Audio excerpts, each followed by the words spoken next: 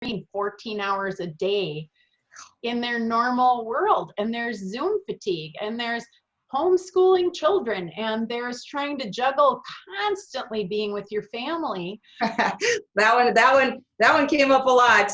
Let me just say, you might love your husband, but it's too much. It is too much. The family time might be good for a while, but it's way on an overload category right now. Yeah, it's, you know, and so this set of circumstances is, and I don't want to use the overused word unprecedented, but it's this mounting pile of things that none of us have a perfect answer for. And we're looking to each other to say, well, what are you doing? And how is that working? And so one of the questions we asked in this first phone call was, for one of the women who is really struggling, I said, when's the last time you took some time off for just you and were alone? And she's like, I can't remember. And I said, well, there might be a clue in there. And one of the other women said, I want to know what your top 6 self-care practices are and what makes you have joy. Just 6 things. And she struggled to get 2 out of her mouth. And so we said, take some time and think, but this list you need to generate. And I would tell all of you, as much as that sounds basic, generating a list of things you enjoy doing right now when your brain is on overload because you're solving problems and killing yourself in so many ways, whether it's societally, with your family, etc. You sometimes need a list. And I have a whiteboard to my right, and I wrote mine down early and just went, when I can't think, I go, do I want to read? Do I want to do art? Am I going to put good music on? Am I going outside? Am I going to exercise? Here's the 4 categories I like the most. But they're just triggers for me when my brain is locked because I'm not resourceful, when I'm having survival guilt, or when I'm struggling, or when I'm emotional. I'm not going, oh, all those fun things, let's do that. You know, I have to have that. So as small as that is, it's one of the things I would toss out to everyone. If you do not have a list in front of you, get one when you're not feeling those things, and ask other people what they do. Some of that is actually like, oh, Lisa went for a drive in a golf cart last week. And I'm like, driving around in my convertible got added to the list because my hair goes wild and I feel alone. And trust me, if you haven't gone for a drive by yourself, it's one of the most fabulous things you can do right now. Totally. Couldn't agree more. Yours is in a golf cart, though. It's a lot slower. It was fun because I was dressed up for a wedding and I was fancy, and I was so bummed that I couldn't go anywhere else. There was no restaurant to go to, all in a black cocktail dress with heels on. And I'm like, well, if I can't go anywhere, I'm going to take the golf cart and just drive around the neighborhood. So that's what we did. And then FaceTime Sue and Kevin because they attended the same wedding. So it was like, it gave joy. I love your comment on joy. I'd love to hear, what are some of you guys doing to add that, make sure you do that list of joy? And add them to the chat, because if you don't know this trick yet, you right click on those 3 dots in the chat, and it will send it to a file for you so you don't have to copy, paste, or type them. Oh, Terry's got puzzles. And you can come off mute and talk, guys. We want this to be a conversation, not just dictation. And we have no judgment on hair or any outfits. I mean, they all work. They all work. Above ground gardening for sure. I bless all you people. You're welcome to come to my house and garden for me. That adds stress, but all of you, I have lots of land. You can come and garden anything you'd like. Just coming off of mute and saying, I am someone who cannot stand things that don't belong. If it's not being used, I don't need it. So there is not a corner of this house that has not been touched from a purge standpoint, from a cleaned standpoint. Michelle's like, oh, I gotcha. You know me. Yeah. Mm-hmm. It is central, and I am donating, I am selling it, and it's wonderful. It's like, oh, I've got this space back and I've got that space back. Awesome. And Gina, we're coming to you. I love your comment. I totally relate to that. We're gonna have that conversation for absolute sure. Oh, Tina, that's awesome. Yes. I had my 12-year-old make cards for a nursing home. The drop-off brought that, I think that is like, I had another friend tell me she just sent somebody, she's buying things and sending them to people randomly as a present without a birthday or anything like that. And she said because it gives her joy. Like, I mean, she was having fun sending a cake to this person's house because she has a bunch of little kids that can eat cake. And it was nothing, it was just more that it brought them tons of joy that she got all these thank you cards back, but from these little kids. But they didn't understand it was she was doing it for her to give them to make. I mean, it was just, that was fascinating. I think that happens when you truly give. I mean, when you're doing something out of goodness of your heart, that's where it comes back tenfold because it's authentic. Brittany, how are you doing with the little kids?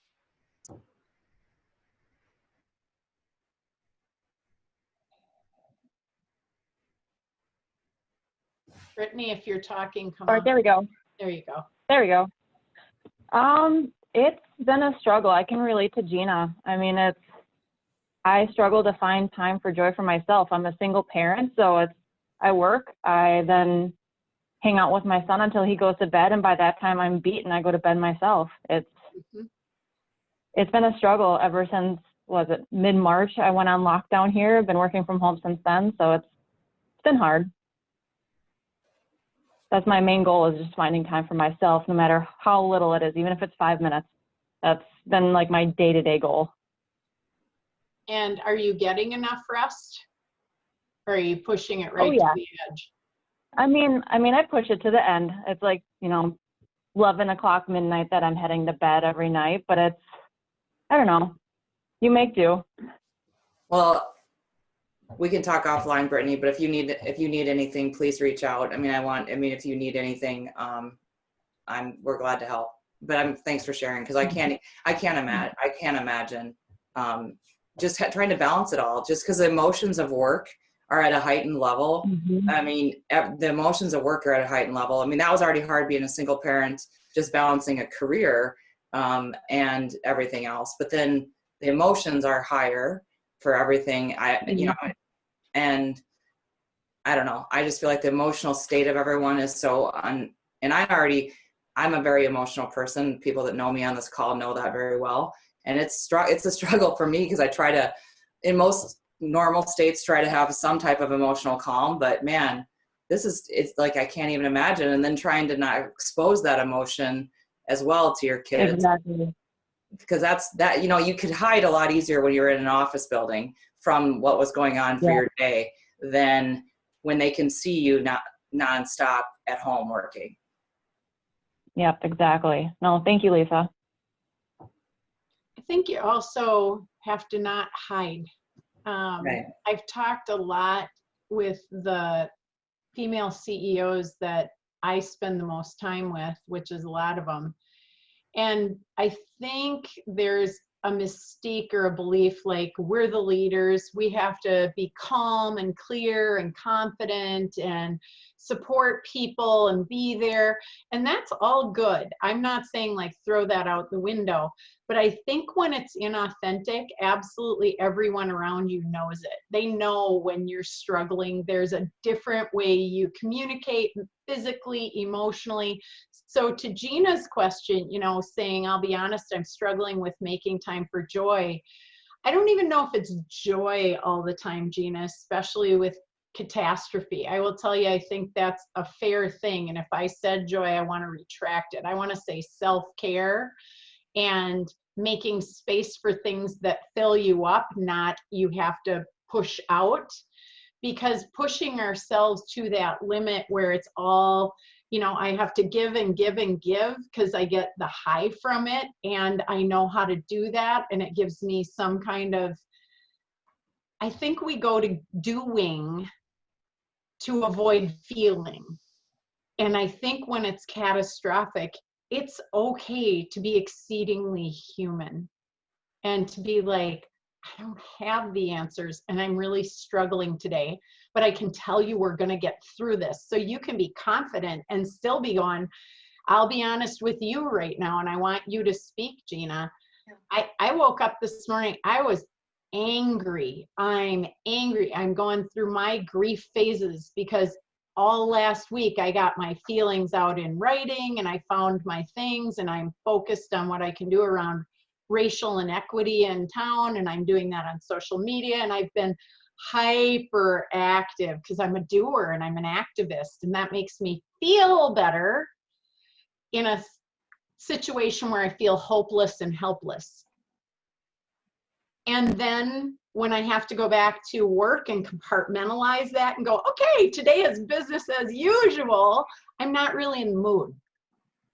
And that was the turning point this morning, is I'm doing a hard turn to, and you can't just shut off your life and be an activist, much as I want to, but I cleared my calendar and went and helped some people all day Monday. I was going to do my whole weekend, but my husband reminded me my family needs some support. You know, I'm like, no, the world needs to be saved. These are mind downfalls. So I will just tell you, Sunday I had to curb my own needs and go, family needs it. So Miss Gina, uh-oh, we lost you. You have someone there, I think.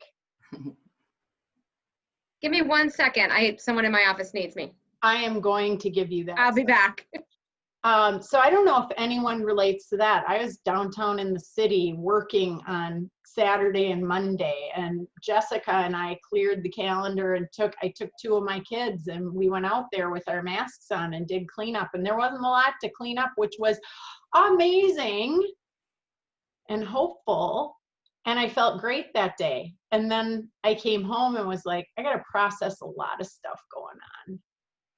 And that's the aftermath of keep moving. So I don't know if anyone's on that side of things. This is Anita. Hi. Yeah, hi. My situation is a little bit different. I think I got caught in the COVID situation, and so right now I'm without a job. So I'm constantly being told that I need to be positive, and these things are going to be okay. You're going to get your job. You will find a job. And I was extremely positive, and I still am 80% of the time. But today was one of those days, where I was like, nothing's going to happen, and I'm going to be without a job for the rest of my life. And you have all those negative feelings and fears going through. So I just wanted to express that, and that was what I was feeling. And I was just tired of hearing from everybody that, yeah, things are going to be okay. Because it doesn't feel good. It's almost like weaponizing hope. Right. Exactly. Yeah. Thanks for sharing that. I'm sure I've been guilty of that in my life.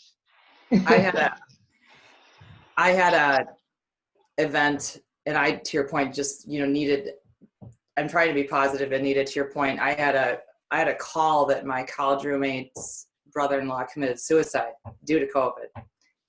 He's a business owner that owns commercial real estate, and tenants started 51 years old. Tenants started not paying him, and he just started reeling. No signs of depression prior to this. Started reeling anxiety that they were going to take his house. They were going to take his parents' house.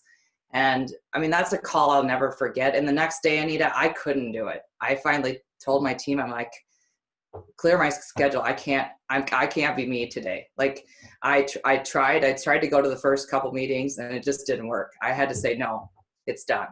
So yeah.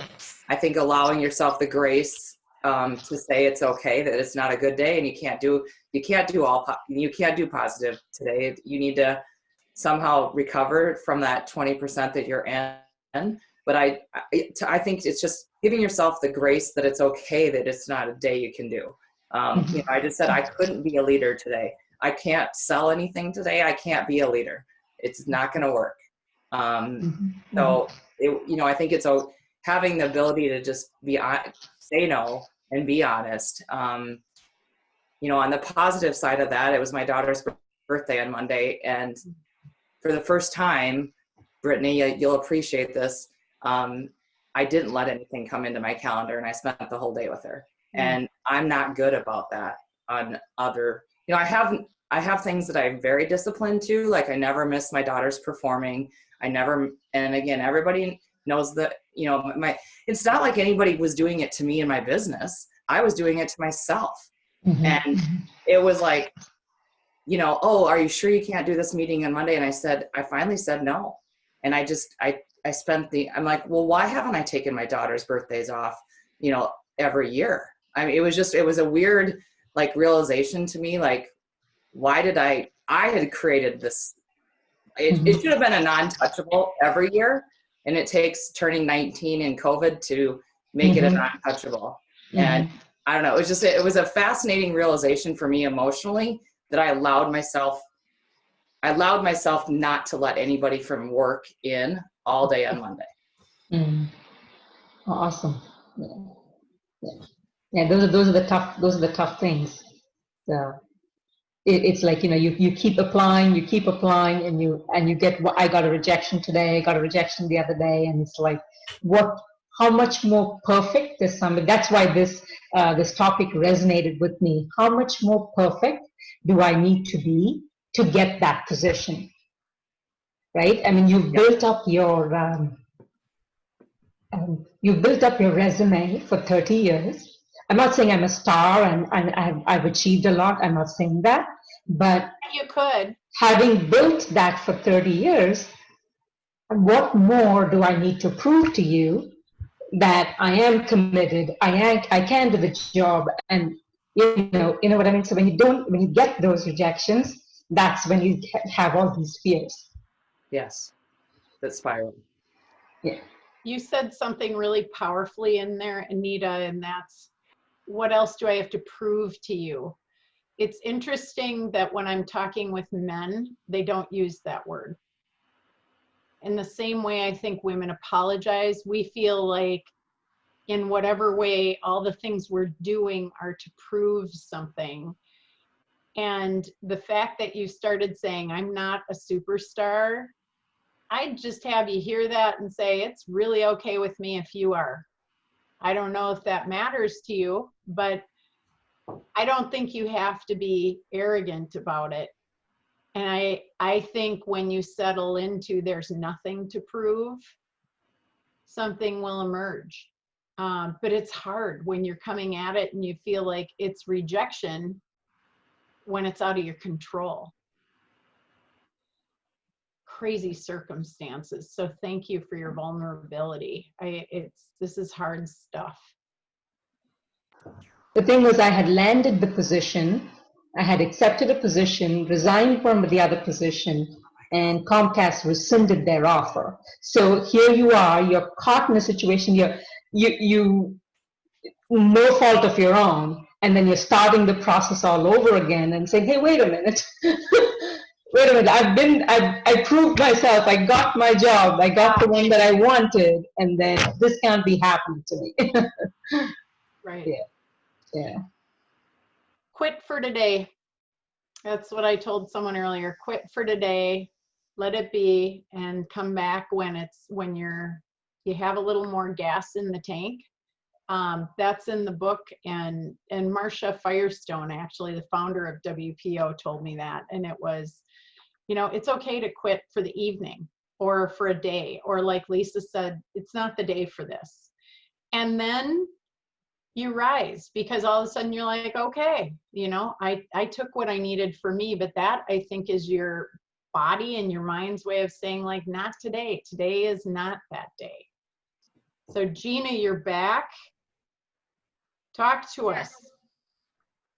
Yeah, it's just been, for my personal journey through the last couple of months, our business stayed open, and we're one of those businesses that pivoted to make PPE. And so we were running on total adrenaline and long days and weekends and stuff to meet this need. And then when things started to normalize a little bit with work, then it felt like, I don't know, I tend to apparently be like the most emotionally stable person in my circle of friends and family. And so then it was like after I felt like work was coming down, my husband was a kind of a mess, and my sister is like, saying, I need you. So now I feel like I have these people that are really needy after my business was being really needy. And then I have guilt because I don't have kids, and I think, oh my God, I'm about to fall apart here, and I don't even have kids, and I must be less than all of people like on this call who manage all this crap with kids too. So then I just tell myself, you gotta just buck up and just do it. And I was reading some of the other comments. I have had a weekly happy hour with a group of other women that I really enjoy being around. And so I've made time for that. I've made every one of those. But it just feels like, by the time I have a chance to breathe, like someone else said, it's 9:30.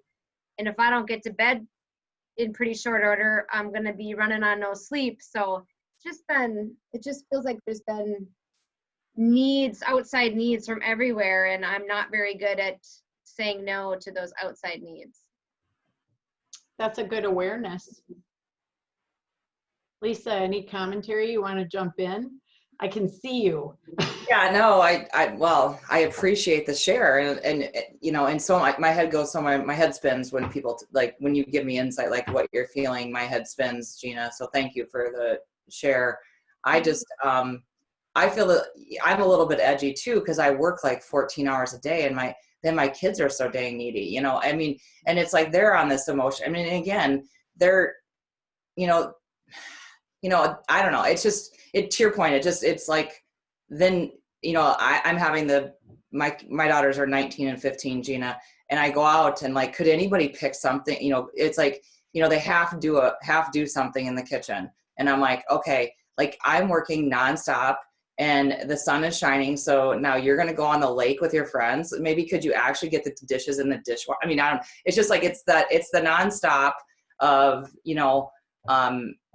everything, but it's hard. I mean, Stephanie, you do a good job of it. You motivated me a few weeks ago. You told me you cut off, don't you say you did something to your calendar where you do cut off at like 4:30 or something, correct? Or 4 o'clock? So I absolutely do cut off. When my last conference call is done, and actually my daughter just popped in here and she's like, what are you doing? She's like, I need to show you something. I'm like, well, I'm on a call. And she's like, but it's 20 to 5. I'm like, but I'm on a call until 5:30. I'll see you after basketball practice. But I made it a point. Mm-hmm.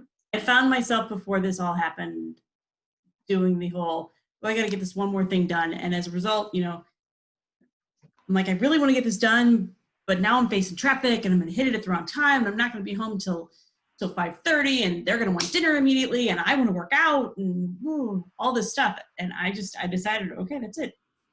I'm closing it down. I go in, I change into my workout clothes, I go downstairs, I get on the treadmill for at least a half an hour and get that time to shift hats, to take off the work hat and put on the home hat. Because when we originally started this, week 1, my husband, my daughter, they're both walking in. I'm like, oh, no. We can't talk about the fact that you want to make a landscaping decision right now, because I'm not in that zone. I'm in a whole different zone. I've got a different hat on. Don't do that. So then they started coming in at oh, you opened the door. You're coming out. Nope, still not ready yet. I used to have a 20-minute to 30-minute drive home where I could shift hats. No, don't bother. And as a result, like, they understand the boundaries. They understand this is what you need to wait on for mom to be in the right frame of mind to have a conversation. Because otherwise, I guarantee you, I'm gonna bite your head off, because I'm done. I'm not there yet. So don't bother me. I had to enforce it, and I've loved it. I've heard coworkers say, yeah, my laptop's always sitting there. I ignore it.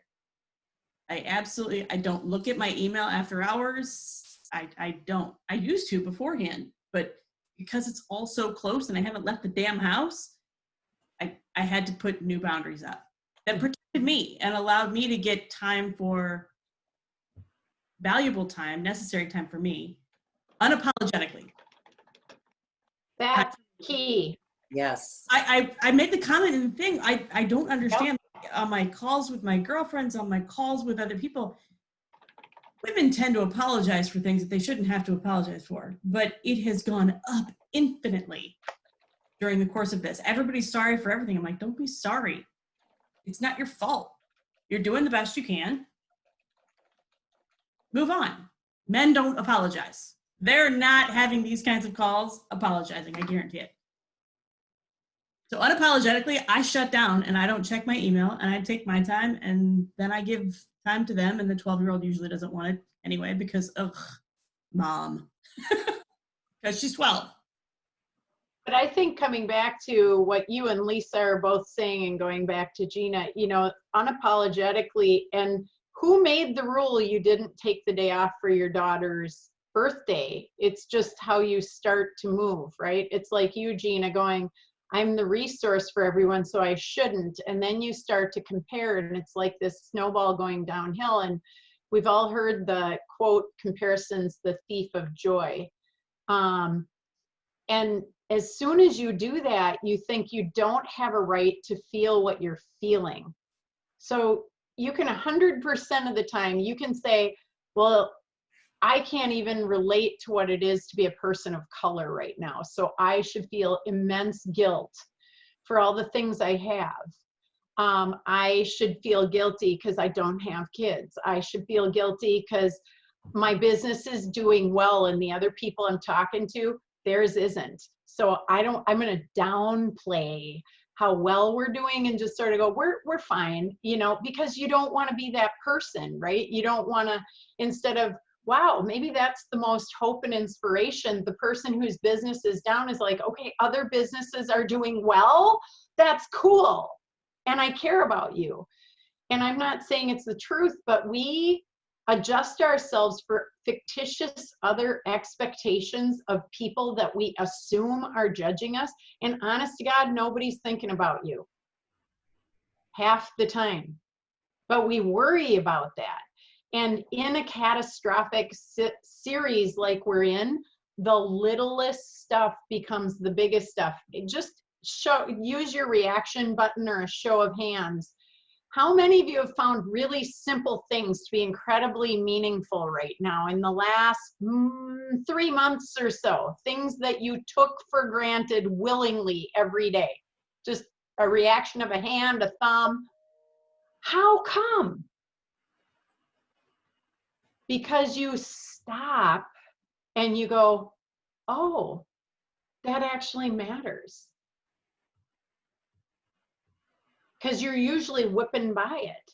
And so the things during catastrophic, the practices you need are so much simpler. They're all the ones you almost want to throw up when you hear people talk about them, because you're like, oh, this sounds like it's right out of a Hallmark commercial. But it's the stuff that works. It's find gratitude every day. And I would tell you, write it down. Find at least 10 to 12. I will tell you that is the single most important practice. And when my life was the hardest and the worst, which I would tell you is worse than it is in this moment, and I described this in the book, some nights it took me 20 minutes to get to 10 things I was happy or grateful for. And they were really generic big things. Like I'd be sitting there going, what am I grateful for? And I'd be like, oh, it was sunny today. I mean, it's because I can't find the stuff to go, I'm finding joy and I'm frolicking with friends and I have a happy hour tonight. I really don't feel like being happy. I really don't feel like doing it. Now, I'm sure it will turn out just fine because other people will make it happy and I'll go along. I don't have to drive it. But that's what we do every day is, I'll be fine. I can muscle through this. I'm a leader. People are counting on me, right? It's all about everybody else. But when this is empty, you have to do little things. So it is, what's a small thing? You know, I would say if my water main was broken, I would be thrilled if I took a shower today. Like that would be the win of the day, right? And you just go, Oh, sure, Sue. Make me jealous. See? I have the water main break and have not showered. That's what I mean. But it's like, we had that happen when we were getting on a plane one day a couple of months ago. And I, honest to God, said, I am not getting on that plane without a shower. And I went to my neighbor's house and showered at their house because I was not doing it. But that's what I mean, Stephanie. Like, it's day specific, time specific. It's not forever, but it feels like it. Like Anita was talking about, it feels like I'm never going to get employed.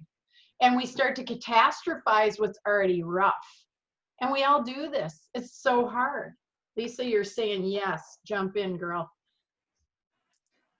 Oh, well, Lacey, good to see you. I was reading the comments too. Yeah, well, first of all, Stephanie, I'm proud of you.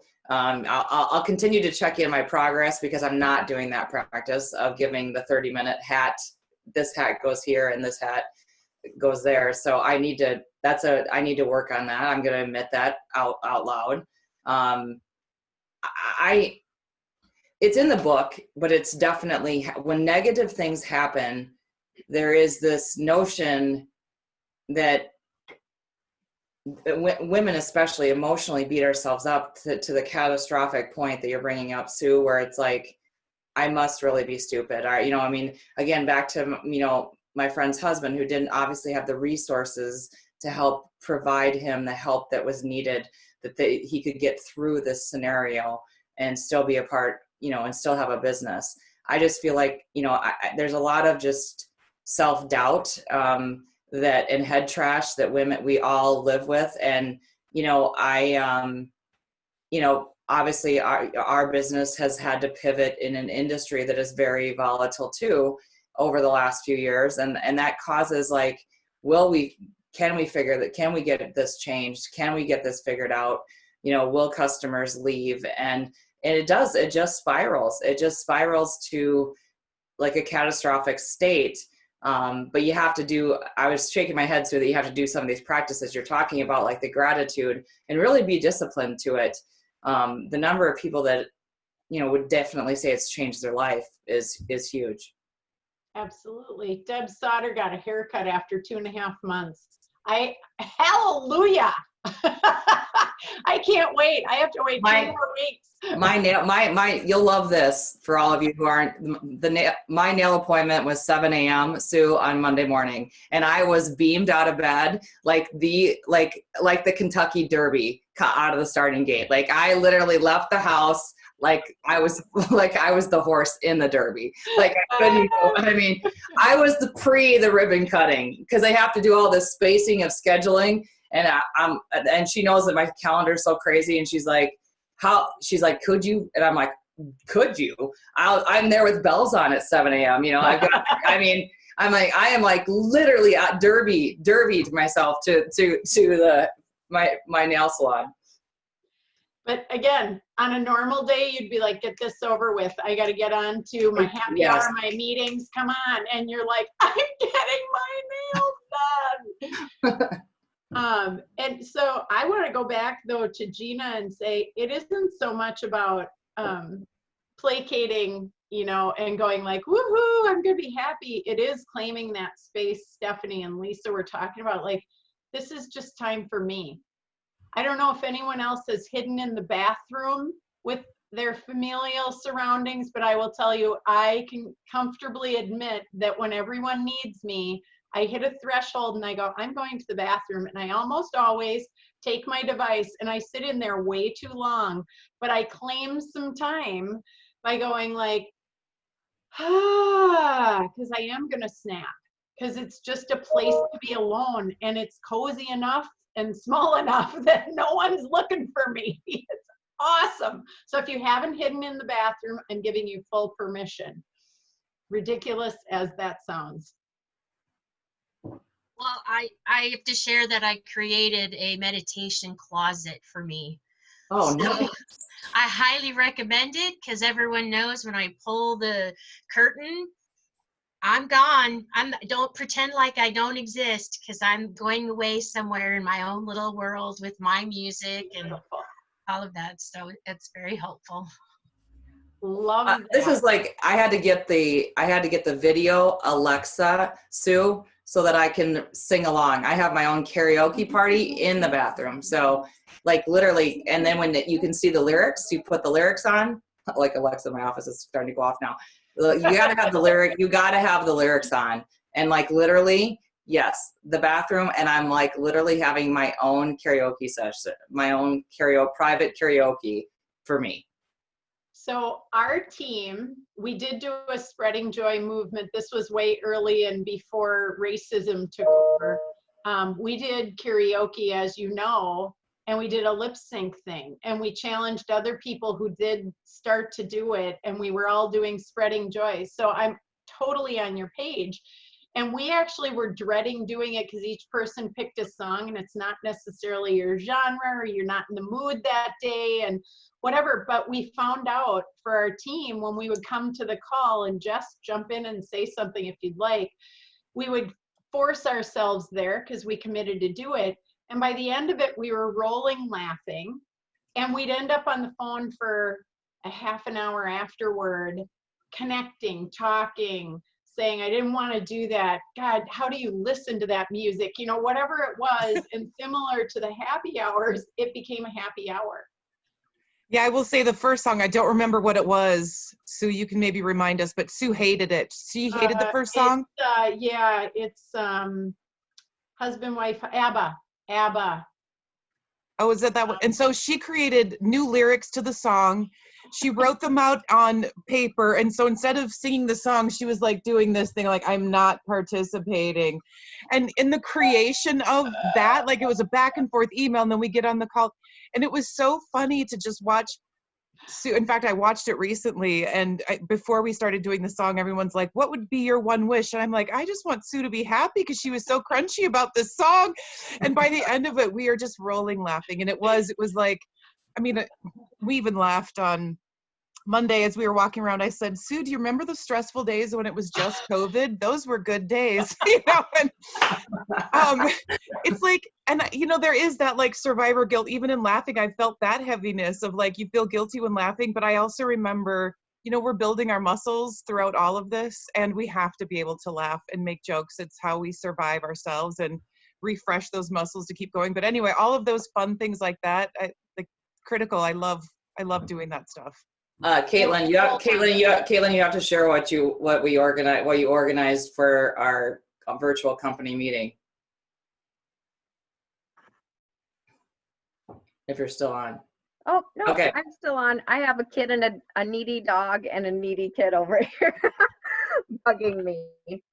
But Lisa, are you talking about the video? Yes.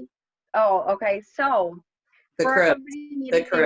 We thought, yeah, what could we do that would be like kind of out of the box for our team? And so we actually, I don't know if you're familiar with the show MTV Cribs, like where the celebrities would take you to their home and show off their cars and like everything in their home. So we had a few volunteers from our team. I think we had about 5 videos. And so it was bringing everyone like through their house on video and showing off everything in their homes and then their cars. And it was like, here's a 2016 Chevy Traverse, like but normally it's like a Bentley or, you know. So it was really cool to see what our team came up with, and just something different. Everyone seemed to enjoy it. So that's awesome. Awesome. Yeah. But every day is not a winter day. And it's, again, when you're not feeling it, you got to be authentic about that. And I think that's what lets you move on. And other practices, again, catastrophe to me is different than self-care. Catastrophe is, you know, what we're dealing with in the world with systemic racism along with a pandemic. You can't make this stuff up. Like, no one could have written a story. People would have been like, that's the most bizarre set of circumstances. It's never going to happen.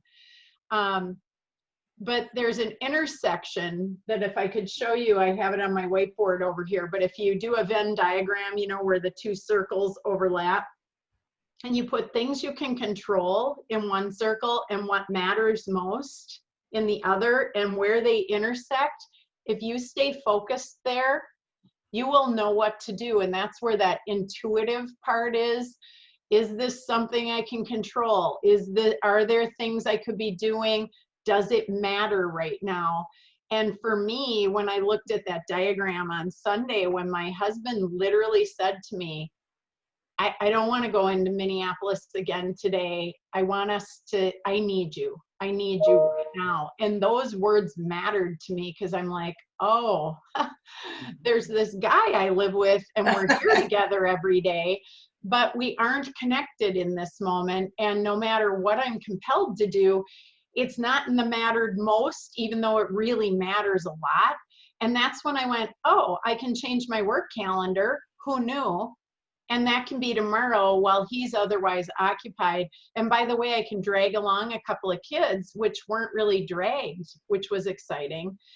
And it became a whole different thing. And then it was, again, got me back in line and got us back in line, which is, your world is upside down otherwise. So you gotta pay attention. And Gina, don't fake it. If you're there, maybe it's their turn to step up for you is the other thing I would say. You know, to be able to say to your sister and to your husband, like, I love you, I'm here, who's going to be here for me? It's my turn. And I think we have to take turns.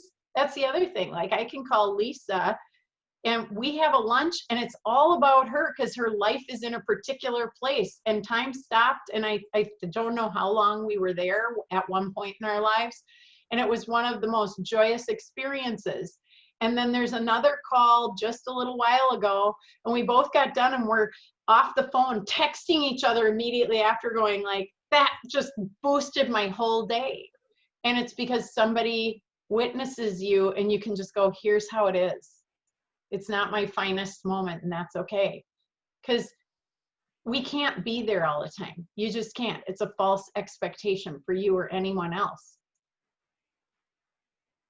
I would like to say that it's a very, very, very deep price to pay when you don't listen to yourself and when, you push and push and push and have expectations that you're just not able to meet. So there are a lot of circumstances right in my life that are saying you need to have a different chapter and you need to do life differently, because if you don't, everything will be gone. So, and I think we push that, or I know I've pushed that aside because I'm like, well, but I have to answer to my family. I have a 14-year-old, I have a husband, I have a home. People expect these things from me and everyone thinks I'm, can do anything. And well, can I? Well, sure, but do I have to? Or am I willing to at this time, or do I need to put my focus somewhere else? And I'm at a point in my life, at a stage in my life where I'm like, you know what? You just got to do things differently, and that's okay. And maybe my expectations are going to need to shift for a period of time, but maybe that's what's meant to be. Maybe there's a gift in that. Maybe there's a reason for that. And so it's quite the journey, but I will have to say, listen to yourself, listen to your body, or it will take over for you. I think that was awesome. One of the things I've known about myself, but I don't always accurately live, and I sure didn't when I went into the office every day, is for me, an emotional drive, a huge driver for me is if I have what I'm passionate about doing, whether that be my personal life, my professional life, I am my best in my passionate state, and making sure that I take out the other things that don't provide me passion. And it's like, I was allowing, meetings that don't give me passion. I mean, I have very, very strong passions in my career, as long as that's what I'm doing. When I'm involved in things, even in work, that are not on my passion high list, I'm just not my best self. I'm not my best self. I'm not happy. I'm emotionally charged. I mean, when I'm passionate, I love what I do. When I'm passionate about not apologizing for who I am. Here's a good one to share, the vulnerability. My daughters have blonde hair. Everybody thinks that we all look identical. I didn't start that way. If you read something about redheads, is number 6 is their hair doesn't go gray, it goes blonde or white. So I went on a vacation in my my hair started to dull after having children. And I went on a Caribbean vacation as if I went to the hair salon and said, make me white. Like I look like a 90-year-old white hair. So now obviously I adjust it to a blonde, but my girls are always like, oh, everybody who sees me are like, oh, you're Amanda's twin. It's like, no, but I didn't start that way in my life. And it's okay to, like admit like vulnerability of like things you like to do and passions. Like one of my passions in my life is I wanted to show a cow at the state fair. I never got to show that cow yet, but my grandparents had a dairy farm. I really wanted to show a cow. And it's like, I think people see you like I always have this, I'm working, now just to admit the honesty of who we are and the passions we have. But I mean, the passion one for me is big and I have to stay there. And when I do that, I'm better. I'm better professionally. I'm better in my personal life when I stay in that passion level. That's awesome. So I want to tag into some of this. So if you notice yourself paying attention to what your emotion is, so your thoughts precede your emotion. So if you're feeling fear, you're living in the past. If you're feeling worry, you're living in the future. And you're grounded when you're in the center. But when you hyper focus on being present, you can also catastrophize what it means. So it's like gears on a bike for all of us to pay attention to what's the state I'm in, and then how do I shift where my mindset is. So Lisa, what's so cool about you showing when you brought the cow up, it made me think of that, because I'm going, here's something from my past that I haven't done yet. And it brings you joy and it anchors you somewhere, and it's not a fear-based thing, but we can look at, what business was 3 months ago, and we could make that horrible, right? What it is today or what it was then. Now, if your business is growing like crazy, you might be saying, oh my God, the future, how are we going to manage this? We can't handle the supply chain. And, so it's paying attention to where are you listening from? Where are you, spending time? So Anita, going back to when you were talking about your job, you're in the future and you might be too far out there for too long a period of time. It doesn't mean don't visit. It just might be, hey, let me come back to right now. What's working? What's not working? What do I need to do today? What did I do that tells me I'm more than qualified and I am, in fact, that awesome and that great, right? So you paying attention to that, you can manage your own thinking so the feeling shifts. And sometimes it's simply, I'm going to go take a walk, because by going outside, I have a whole different space, even if it's for 5 minutes of my day. I'm not in front of the screen. Right. I mean, that's exactly what happened today. I just took the day off. My mind was I was sitting in front of the screen. I couldn't even write a sentence. So I said, that's it. I went to the grocery store. Hey, whatever worked, whatever worked. Yeah. Stephanie, one of the topics in the book that really hit hard to me when Sue first wrote it, and it's funny because it's Stephanie, I'm going to pick on you to share, is that is this whole notion of being the perfect mom and the perfect person, and whatever your definition of perfect is, all different to each of us.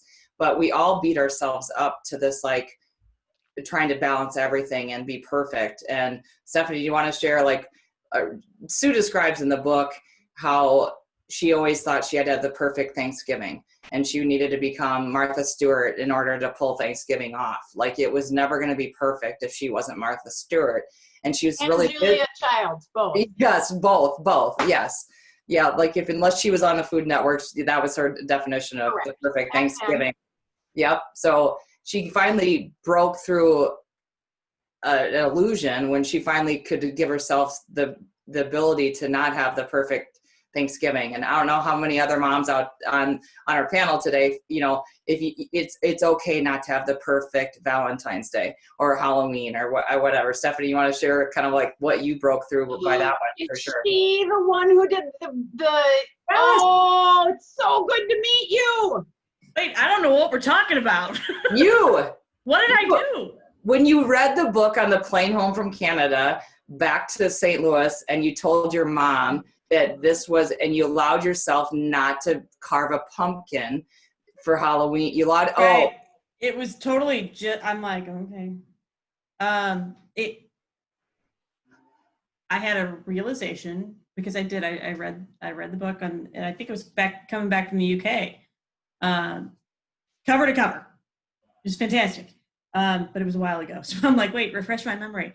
And if it's the pumpkin story, it's I had to acknowledge there was no time left to do this. I mean, I was coming back from the UK. I was going to unload the suitcase and load back up to go to Disney World. Like Halloween wasn't going to happen because we were going to have it in Disney World.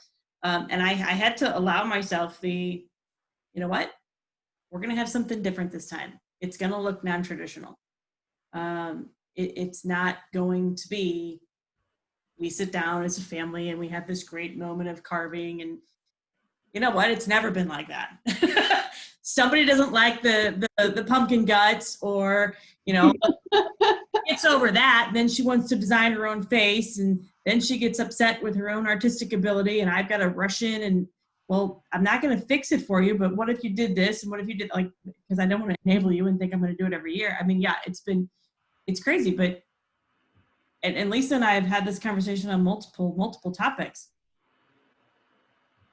I have to say, sometimes it's okay not to live up to what you thought was your ideal of perfection. Nobody's going to be perfect. It's just simply not going to happen. Yes, I've had my moments of tears over that. I've had more than my fair share of moments of tears over that, especially on Mother's Day. I hate that day. Hate that day.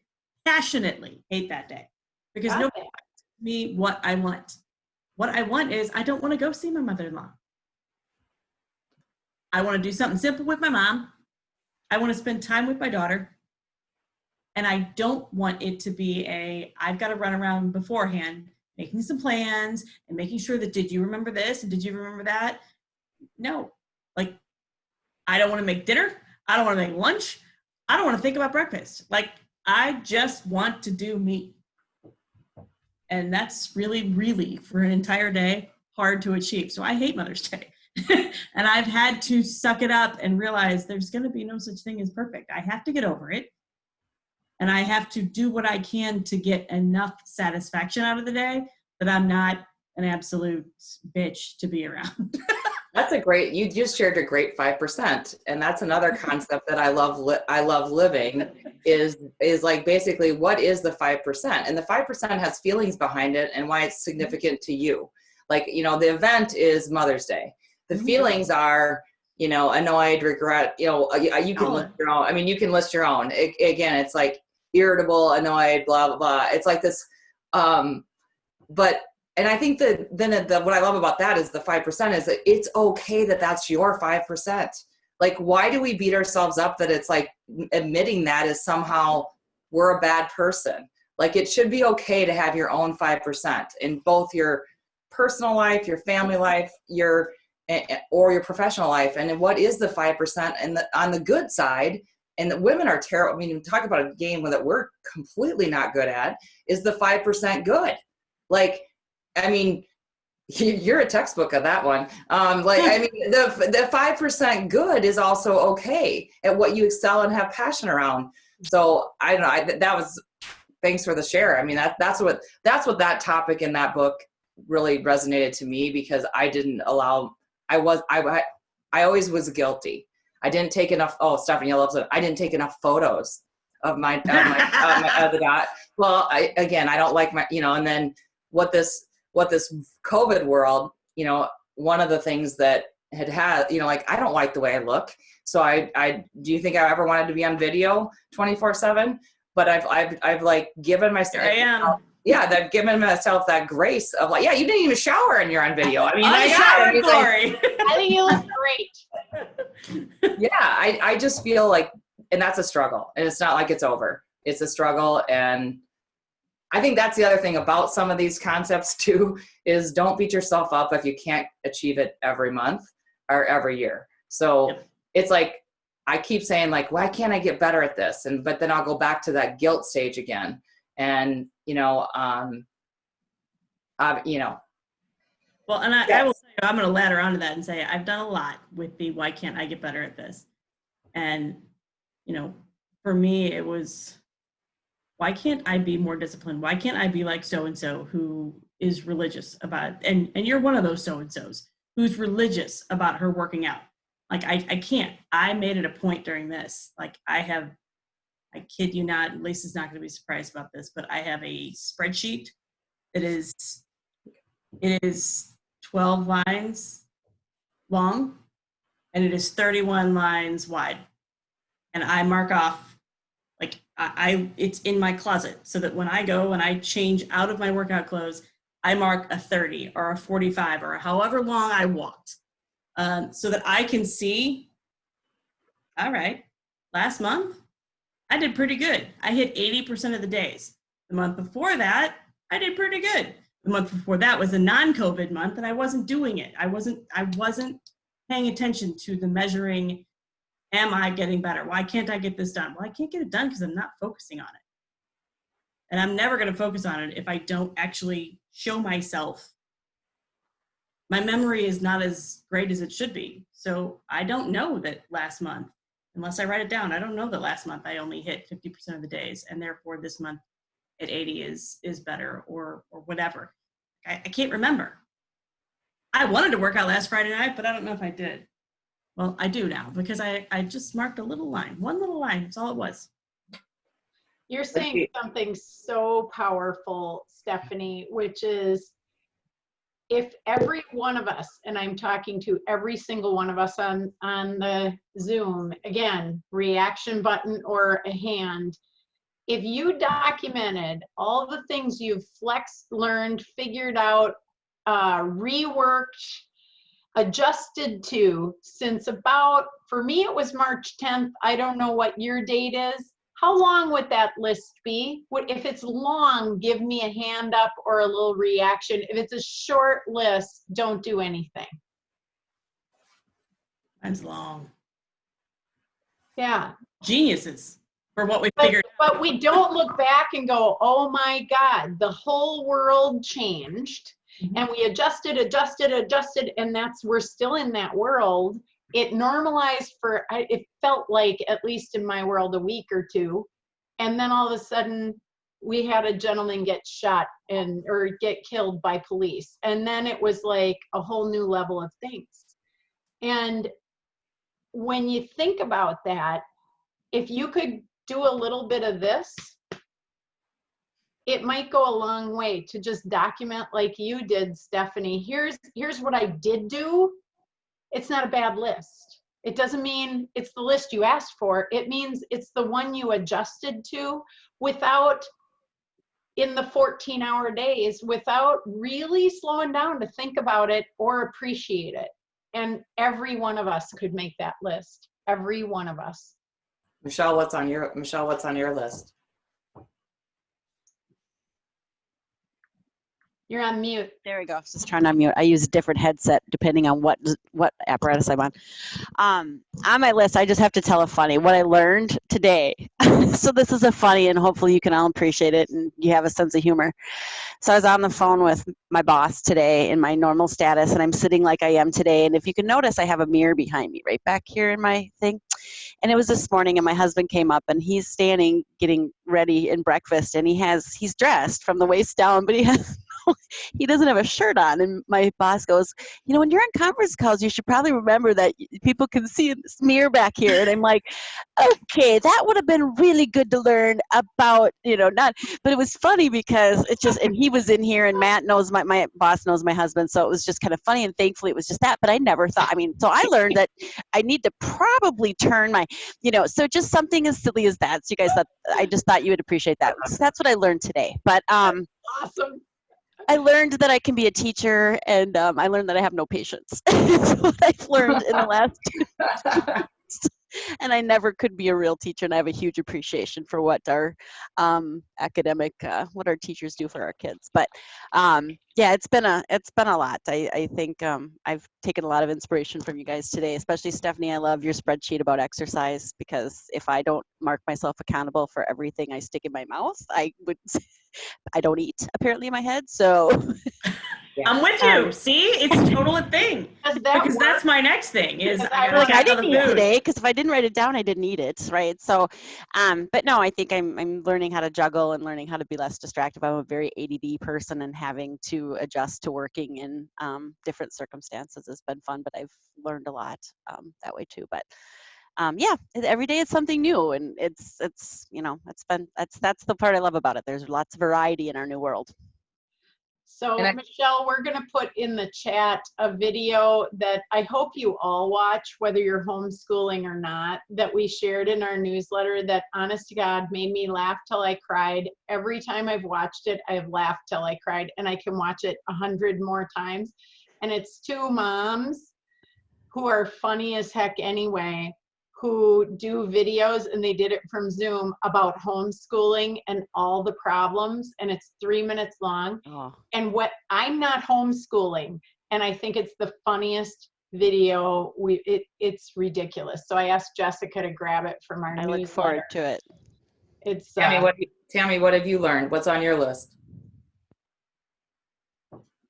So I've got Lisa, you've done this with me, but I have a daughter-in-law that went COVID basically out of control, and I've had to learn patience, and I didn't see my grandchildren for 2.5 months. My son didn't see his own children for 28 days. So it was that was sort of the pains that we went through, and all the excuses and why, and the stalking and the whatever. So we had like a little overlay of drama in our lives over what's been going on the last few months. Well, especially when it's an ugly divorce situation anyway that you were dealing with for months. It's like now we get to turn on that layer, and she used it. I've heard that from, I have another friend in Texas that, again, the daughter-in-law's the power trip, won't let her see the grandkid, yet lets her mom see the wife, the mom can see, that other grandma can see the grandkid all the time. They and literally the pizza man can. Yeah. So those are, well, I'm glad you're learning. Before we wrap up, I want everybody to have, Lacey, what's on your list?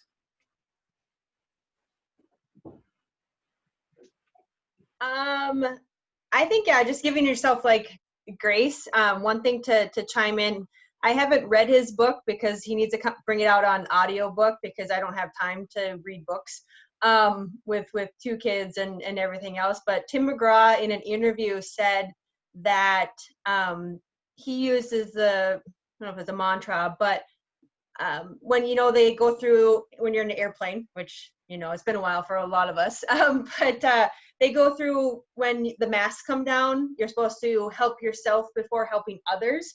So he has that in his mind, that you're no good to anybody if you don't help yourself first. So I really, even if it is just a quick workout, and thank goodness for virtual workouts, because I'm able to call them up or pause them if I've had kids and other stuff. But yeah, just kind of getting used to a new normal. I was working from home myself before all this hit, and then you become a teacher, a coworker, because my husband was working at home, and then with my baby, I became daycare provider. So with Stephanie saying different hats, yeah, being able to block out and try to forecast my weeks, and kind of seeing how that actually, when I actually start marking my time in those half an hour slots, to how did it actually shake out, it's quite interesting. Like, oh, okay. One question before we wrap too. Thank you so much, Lacey. I'd love to hear from the group before everybody gets off. Did you find this valuable? Should we do this again? I'd just love to hear either on the chat or thumbs up, whatever you guys, I mean, if you, I would love to hear that from you before we wrap too. How did you know I was sending you a private text that says, are we doing more of these? Because these are fun. And Lacey, chapter 3 of the book, which I know you don't have time to read, but this book is not meant to be read cover to cover. It's like read what you need and ditch. And a chapter takes about 10 to 15 minutes because it's written for people who have no time. It's called Put on Your Oxygen Mask First, just so you know. Brittany, what's on your list? Oh, you're on mute. Sorry, I gotta get you off mute. There we go.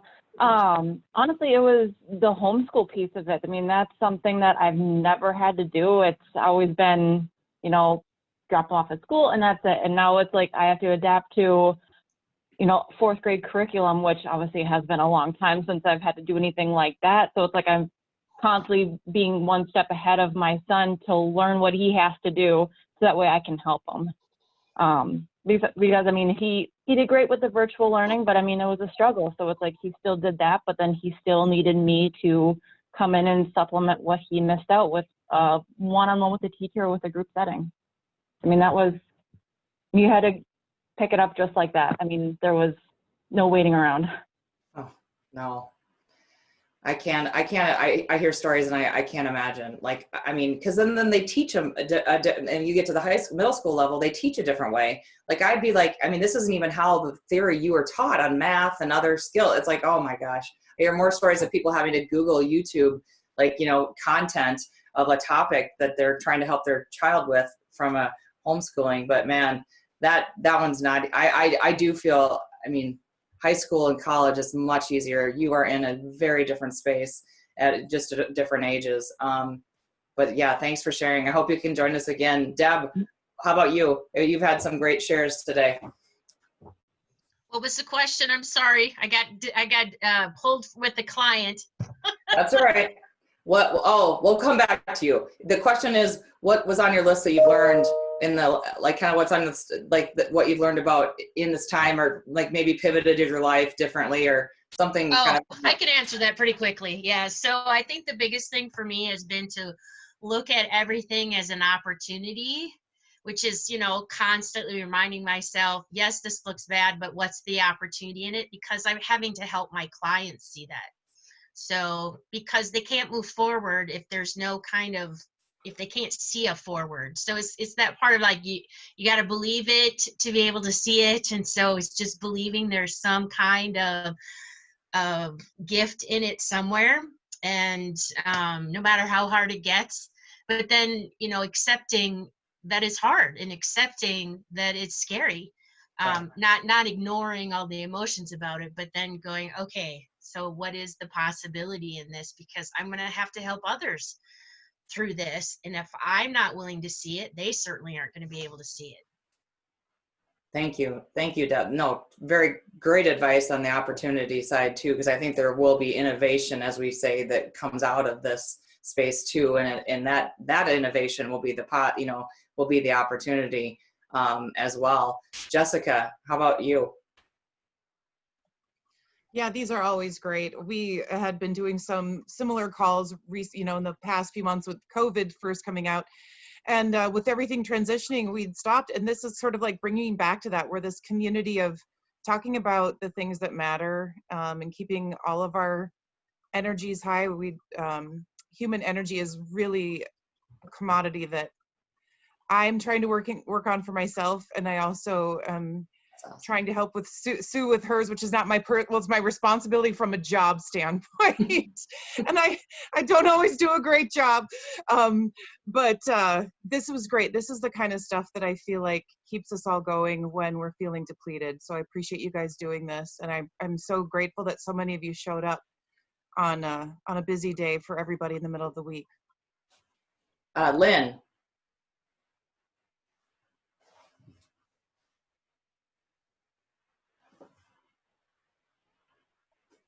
Sorry, had to get off mute. That's right. So for me, I'm in a little different position because I'm an empty nester. So it's just my husband and I. And so it's been a struggle not being close to family, which has been really tough.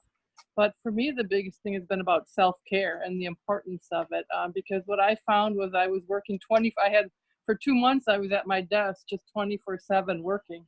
And you don't have the distraction, so you just keep working. And so what I've really found is I need to take a walk during the day. I'm outside now, so really self-care is very important. Totally agree. Not that I'm living it perfectly either, so there's still a work in process. So let's just say that. Yeah. I'm not to the spread. Stephanie, I can't ever get to that level. Tina. Yeah, I think there's probably two main things that I've walked that have really come up in this time frame, and it's really about, for me, somewhat similar to what Deb said, is finding gratefulness for the changes, right? How do I find gratefulness in this? Because you know what? Life slowed down. We have more time as a family unit. We have tried more recipes than I care to admit. There's different things that we're just doing differently that, I grew up on a farm in Northwest Minnesota, right? And so it kind of brought me back to what growing up was like for me, because our lives weren't programmed 24/7 the way they are for kids today. So, and with that brings me to my second point, is that, I have only one 12-year-old middle schooler who, excels at a lot of what he does, and really putting into perspective that he is not me.